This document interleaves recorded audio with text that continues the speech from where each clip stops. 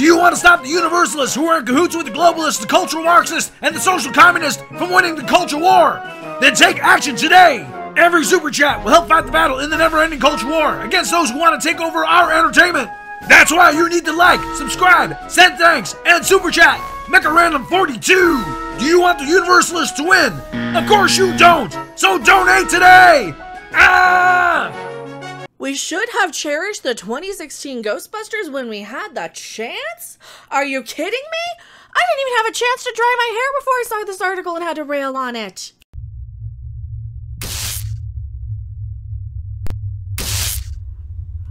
Hello everyone, I'm Mecha. Yeah, I gotta get my hair dried, ignore that. We should have no, we should not have. It was a bad movie and I should feel bad for being a bad movie. It told us that you're an istophobe and you just voted a certain way if you didn't like this movie, despite the fact that people like me didn't like the movie based on the trailer. It didn't look funny, it looked awful, it looked boring, it looked repetitive and redundant, and it looked like it took a giant crap on what I actually liked about Ghostbusters, which it did. And this is part of why they're hiding the dislikes. The precious little they can't hurt the feelings of these people. They want to protect the little feelings of these movie makers and filmmakers, despite the fact that they get paid millions and millions of dollars. So they can go cry into their money while people like me have to struggle and figure out what the hell they're doing, dealing with the estate of a dead parent thanks to, 2020.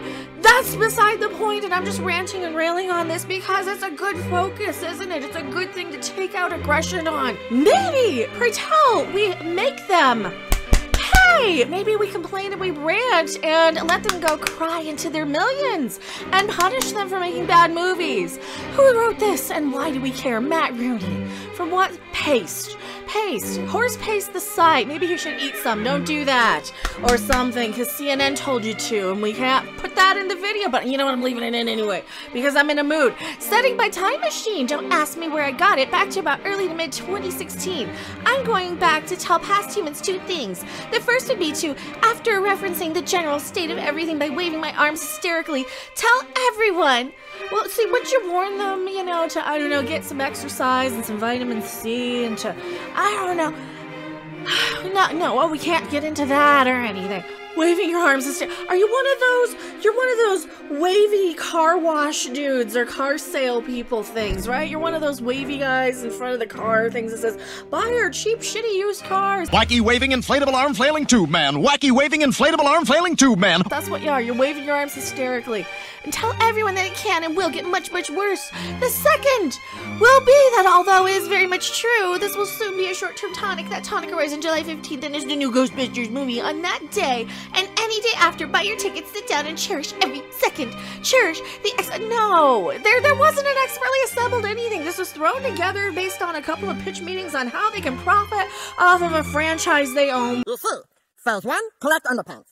Phase 2, phase 3, prep it. When Marvel is doing basically gangbusters, Marvel's out there crushing everybody back then, before they started to suck, and that's what happened. Alright? Nobody cherished anything. Nobody should be cherishing anything. Cherish the expertly assembled ensemble of hilarious people making every sequence a riot. There wasn't a laugh to be had in that movie. Every joke, quote-unquote joke, was just Melissa McCarthy complaining about wontons. It was people front farting jokes, stuff like that. No humor in this. No humor. There was one kind of chuckle. They had it's an anti-Irish fence designed to keep the Irish away back in the day when we were racist against Irish people or something. That was sort of amusing. It was a little bit of a, okay, I can see that, in a funnier movie, it would have been a laugh. This movie's not funny. It is uncomfortable, it was awkward. That's because everybody involved is uncomfortable and awkward. And they spend more time dancing at each other and just being annoying than they do busting ghosts or doing anything interesting. Yeah, it can and will get much, much worse. Because then you're gonna get blamed for not liking the thing. Cherish the bonkers new take on spirits, specters, and the ghouls that need busting. Cherish the titan that is Kate McKinnon stealing every scene. Yeah, no, let's not. I wish I was telling the truth when I said what's coming would be much, much worse. What came so worse? Because it certainly wasn't crappy entertainment, unless you're talking about Star Trek Discovery. That was pretty terrible. The necessity for Terminator-style time travel stems from the fact that when the movie from director Paul Feig starring Christopher Blake, we know who stars in the thing. A bunch of untalented, unfunny people who don't like you on Twitter because they think you voted a way they don't like. Kate McKinnon dropped over 5 years ago, we didn't give ourselves a chance to bask in his comedic brilliance. Instead, the entire conversation was dominated by controversy, and by controversy, I mean, Big Baby's taking to social media. Yeah, Big Baby's telling you that you're just an istophobe if you don't like it. Oh, you just don't like women if you don't. No, I just like funny things. I like funny things. Women can be funny, just not these women in this movie. All right, they needed a script. They didn't have one. They were asked to go in and improv a bunch of garbage. And that's why the movie was garbage, because nobody knew what the crap they were doing. They crapped it out in an afternoon, and they went with whatever was put in front of them that day. They didn't go in with like a script knowing what was going to work. They just assumed that it was going to be like Saturday Night Live, where nobody was going to watch it after it aired, and then they were going to be done with it. But no, this is a movie. This is a feature film. This is something that people actually watch. So this is just a bunch of crazy, racism aimed at Leslie Jones.